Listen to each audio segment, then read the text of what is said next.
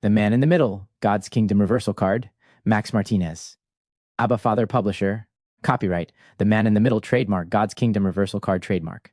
Copyright 2026, Max Martinez, all rights reserved. Published by Abba Father Publisher Trademark.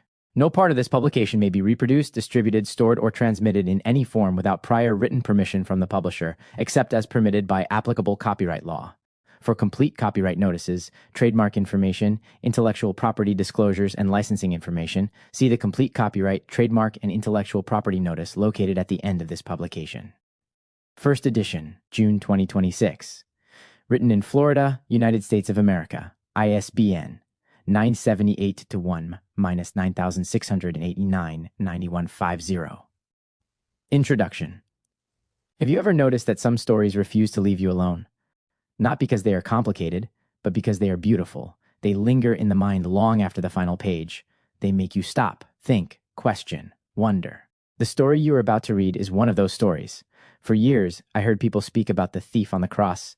I heard sermons about grace, messages about forgiveness, teachings about salvation, and all of those things matter.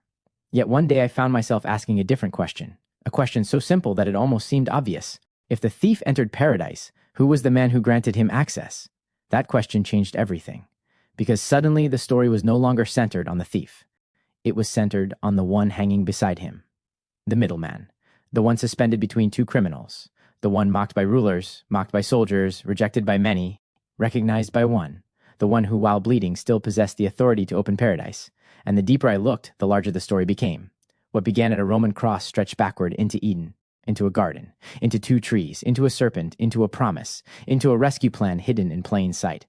And what began in Genesis stretched forward into Revelation, toward a city, a river, a tree of life, a king, and a door still standing open.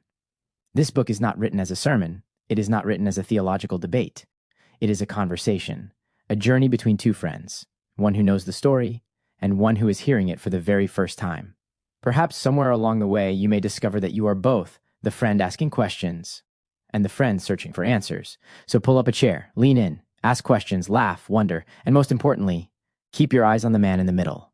Because this was never merely the story of three crosses, it was always the story of a king. And perhaps, just perhaps, the greatest story ever told. Max Martinez, Abba Father Publisher.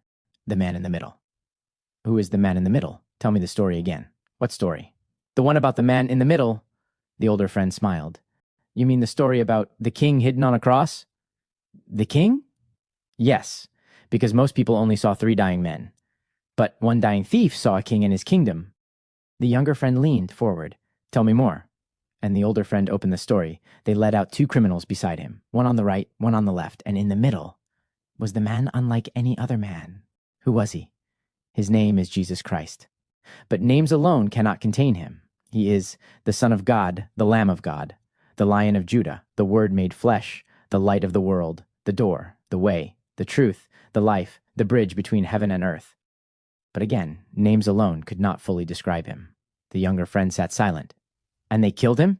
They tried. What do you mean? They tried? They nailed him to wood, mocked him, stripped him, spit on him. But the cross did not remove his authority. How is that possible? Because the middleman was not merely a man. Even while bleeding, he still carried the authority of heaven. The younger friend whispered, "Do not stop. Tell me more." They mocked him, saying, "He saved others. Let him save himself." The soldiers laughed, the rulers sneered, and above his head they placed a sign, "This is the King of the Jews." The younger friend interrupted. Wait, they mocked him with truth? The older friend smiled slowly. Yes, that is the mystery.